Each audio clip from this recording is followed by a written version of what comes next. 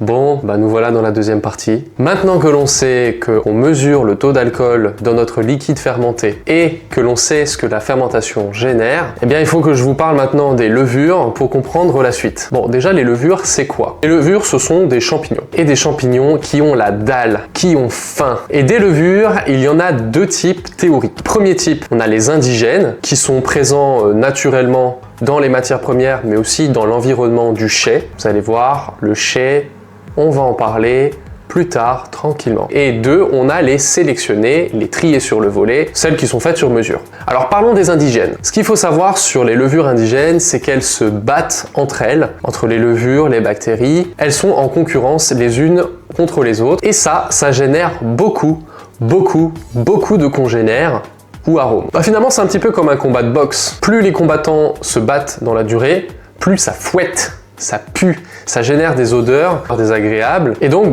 pour les levures, c'est un petit peu la même chose. Elles vont aussi générer des odeurs, ce qui correspond du coup aux congénères. Et donc, ça permet d'obtenir plus tard un liquide alcoolique fini, très complexe, très riche en arômes. La problématique d'utiliser des levures indigènes, c'est que c'est un processus qui prend du temps. C'est très lent. Les levures indigènes, on va les utiliser si on a des matières premières qui sont très pauvres en arômes et que l'on souhaite obtenir un spiritueux qui soit intense et aromatique. Les levures sélectionnées, c'est tout l'inverse. Elles sont peu en concurrence, donc il y a très peu de congénères qui se développent dans le liquide, autres que ceux de la matière première. Et ça permet d'obtenir un liquide alcoolique fini qui sera moins complexe, moins riche en arômes. Mais il y a une contrepartie, je dirais même qu'il y a deux contreparties à ce déficit. Un, le processus est plus rapide, et deux, cela offre en fait une régularité dans les lots qui sont fabriqués. C'est d'ailleurs pour ça que les levures sélectionnées sont le plus souvent utilisées à l'échelle industrielle. À l'inverse des levures indigènes, on va utiliser les levures sélectionnées lorsque l'on dispose